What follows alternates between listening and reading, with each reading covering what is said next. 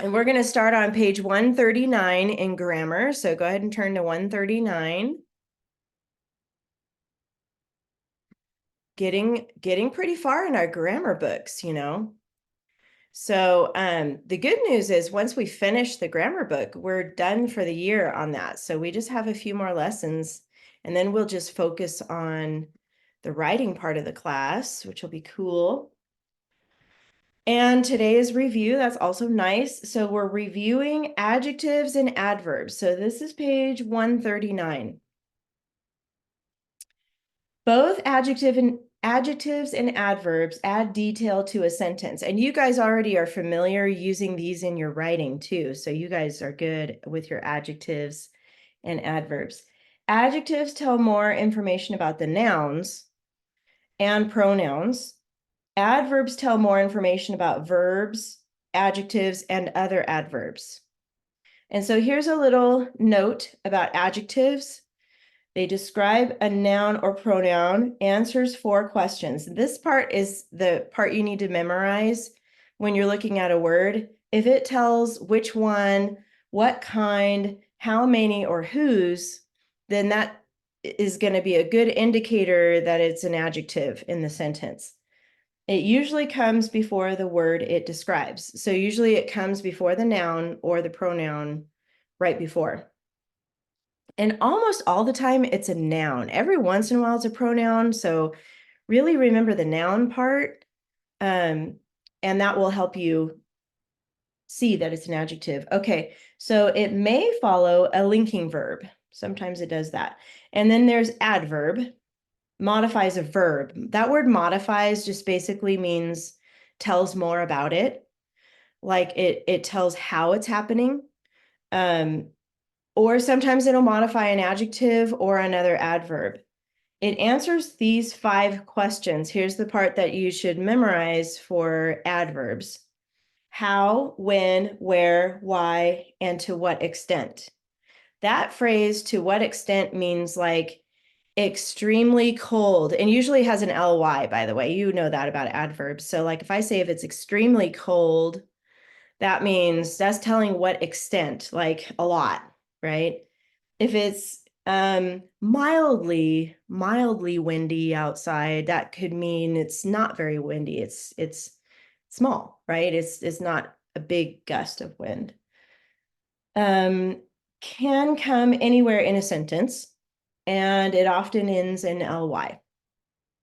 So we're going to answer these questions orally, although I am going to have you write down something here. Do you remember what the adjective test is? It's been a while since we've talked about that. There is a little test, and it's a little sentence with a blank in it to help you decide if a word is an adjective. So I want you to put next to the word test right here, put the blank pen. That is the test. It's weird, I know, but think of a word you could put there. The blue pen, the black pen, it could be a color, it could be a size, the big pen, the little pen, the fluffy pen, the squiggly pen, the bouncy pen. All of those things can describe a pen. But if I have a word that's like extremely, the extremely pen, that does not work, right? That sounds weird. So I know that word extremely is not going to be an adjective. So that's the little test you can do. So here it says, is ugly, the word ugly, and it does have an ly. Is that an adjective or an adverb? And then it says, use the adjective test. So let's try it here. The ugly pen. Does that work? Give me a thumbs up if you think that works. Down if you don't think it works. Sideways if you're like, I don't even know. I see a thumbs up. Yep. Good. The ugly pen does work. Even though it has ly, it's not an adverb. It's one of those imposter words, right? It's actually an adjective. It's telling about the pen. But here's the next one, quickly. Is quickly an adjective or adverb? Use the adjective test. So if I say the quickly pen, does that sound like an adjective? Not an adjective? You're not sure. Okay, good. Everybody's got thumbs down. You're right. The quickly pen doesn't make sense, but quickly has ly. It does tell how something happens, right? A verb. So that would be an adverb. So it says here, fill in the blanks. You've got a little sentence that we're going to have some fun with. And you guys are going to take turns coming up with words to put in the blank. It's kind of like Mad Libs. I think we did that a long time ago. But the blank soldier, blank ate, blank apples, and blank fell asleep. And it's telling you right underneath the blank what kind of a word goes there. I'm going to start with Tyler. We need an adjective. So what's a word to describe the soldier, the blank soldier? Can you think of one that we could put there? The happy soldier? All right, the happy soldier. Now, if everybody else thinks of a different word, you can put your word in there. I'm going to write in happy. That was Tyler's idea, the happy soldier. But you guys can either copy that or pick a different one. And then adverb, blank ate. So Nasiah, how is he going to eat this apple or these apples? Somethingly ate. Gladly. Gladly. I like it. Maybe, well, this guy's a happy guy. He's happy and glad. And if you think of something different, Tyler, you can put something different, Camila. And then the next one's for Camila, 8 blank apples. So what's an adjective that we could use to describe the apples?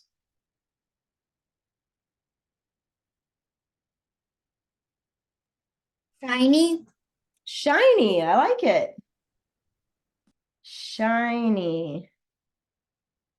You could put green, red, you could put juicy, you could put any kind of a word to describe the apples there. And then, Olivia, do you want to try to add one too? Or do you want to think of a word to put here? Maybe your sister can help you. No, she's embarrassed. It's okay. It's okay. You don't have to. Back to Tyler. What's a word we can put here for your adverb? Ly, somethingly fell asleep. All right, sadly. And sadly He fell was happy, he was glad, and now he's sad. Oh man, he's having an emotional day today. So here's our sentence. The happy soldier gladly ate shiny apples and sadly fell asleep. We're like, it's a good day. Yeah, now we're sad. Well, he sadly fell asleep because he didn't have any more apples to eat. Oh. Okay.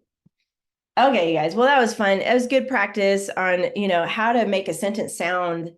If I took out all those words, it would just say the soldier ate apples and fell asleep. That's boring. But now we've got some stuff going on, right? And it kind of adds a lot to the sentence.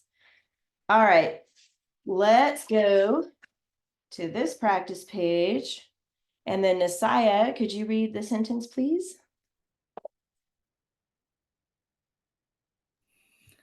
The next day, the second soldier, dressed like a gardener, and hurried to the king's palace. Good. Hurried is our vocabulary, and that just means quickly, right? To do something fast or quickly. So it is a verb. So we'll check that. And then you've got 4 articles. So go ahead and mark those by yourself.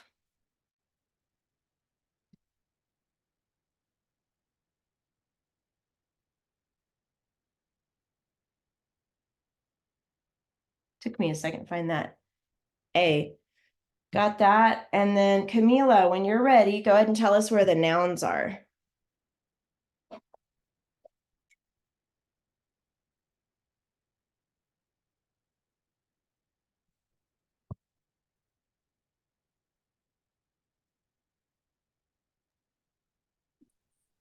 Soldier, gardener, king's palace. Okay, so Kings has an apostrophe S. Do you see that there? So that means that the palace belongs to the king.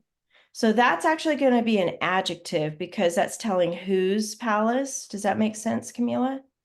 So if I didn't have that S there, yeah, that would be a noun. But because it has apostrophe S, that's going to become an adjective. Palace is a noun, but there's one more in here. Do you see it?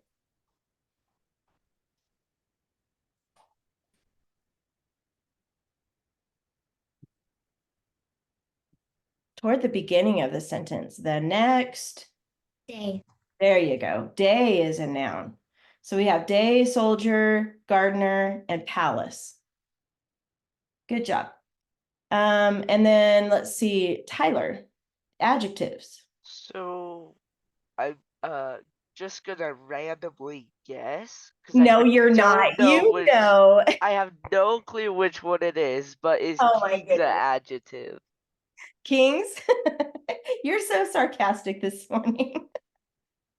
Yes. Ding, ding, ding. Woohoo. Dressed?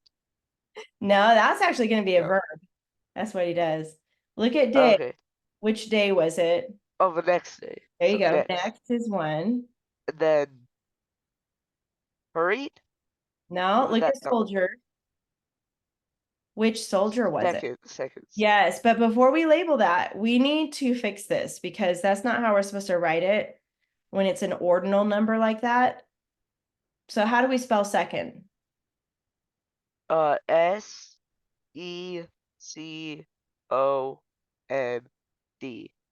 Good. I Now just that won the becomes- world spelling bee. Yes, woohoo!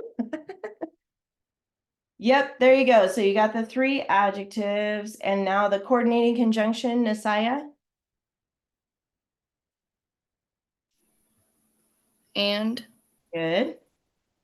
That's fanboys. So good job there. We'll come back to prepositional phrases. So Camila, how about the verbs? There are two verbs in here.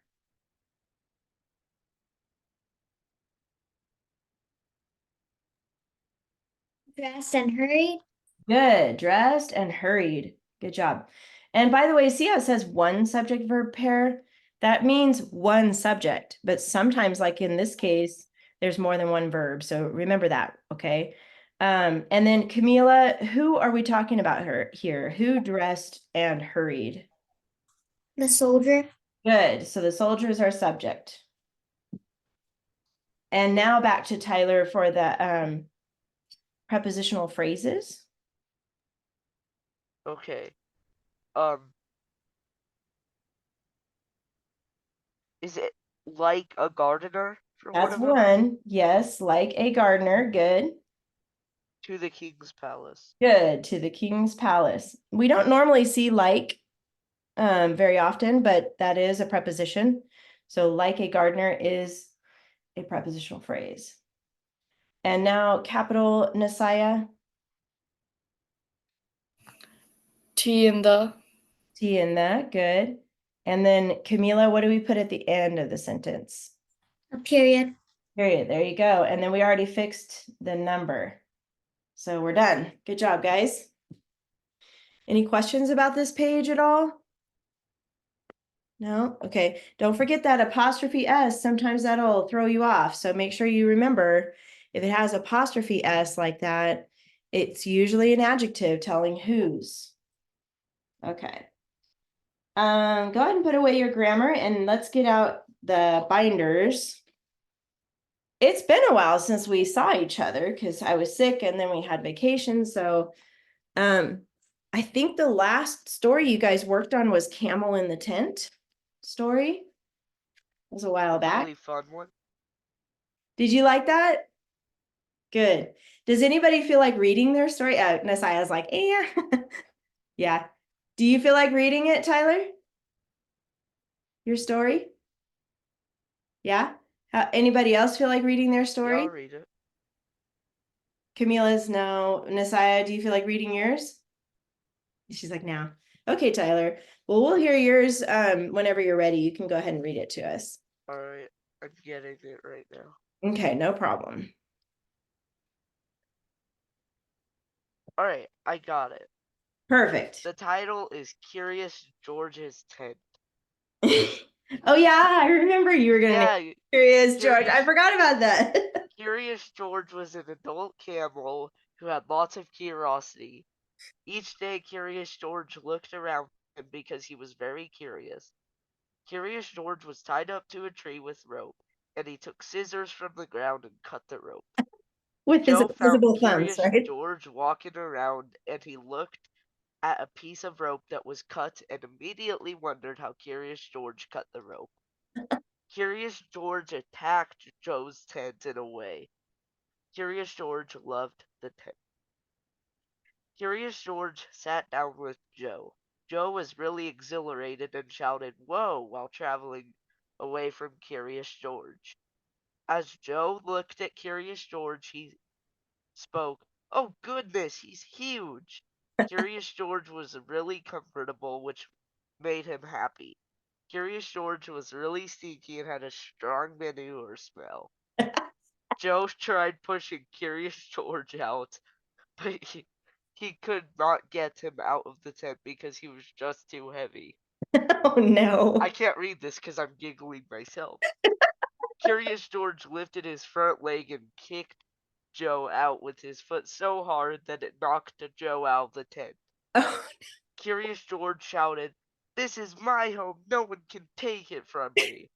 Meanwhile, Joe was outside pondering how to get his tent back. Curious George was partying inside the tent. oh Joe no. walked to a store to get something that would get Curious George out of his tent.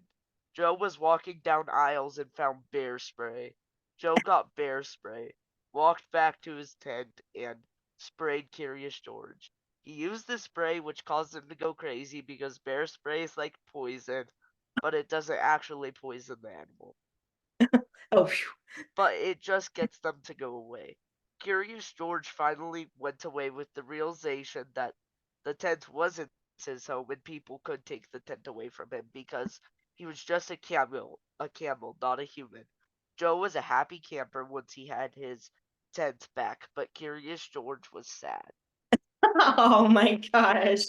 Good job. I'm gonna Go like publish this in that the book and camera. sell it. Everybody go like this in the camera for Tyler. Good job, Tyler. I love it. I love it. It was great. It was very good. I was wondering how he was going to get out of the tent. How did I get the name Curious George? I got it from talking about how the camel was curious, Oh, yeah. and then I just thought of Curious George. And that was perfect because he was curious. He's like, I wonder what's in here. I want to go inside. That was clever. Good job, Tyler. I liked it. And the bear spray was a nice twist. You know, I like that. I visualized Joe in the store going down all the aisles trying to find where's the bear spray? Where's the bear spray? That's pretty good. Nice job. All right. So we're going to put away the camel in the tent now, but don't worry because we have another fun one to write this week too. So it's Yes. going to be another good creative, I know, except for Nisaya. I'm sorry, Nisaya. I'm with you on this, but there is one more.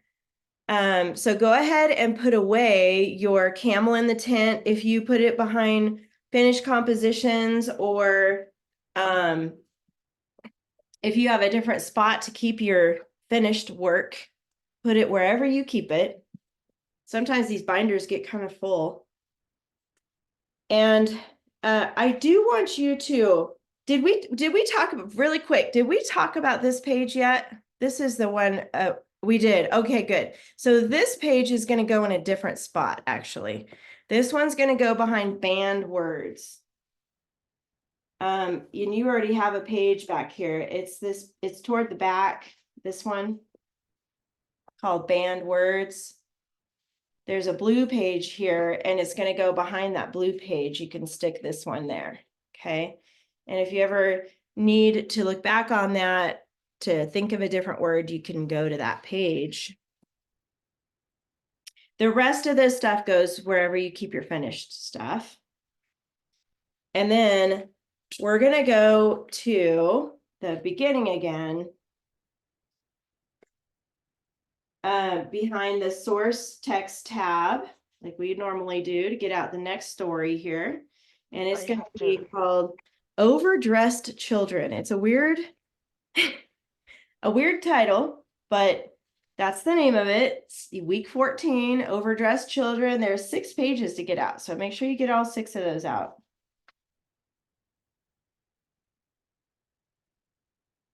All the way till you see week 15, leave that one in there.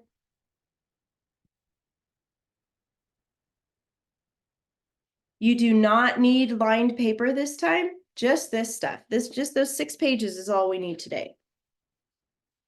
Okay.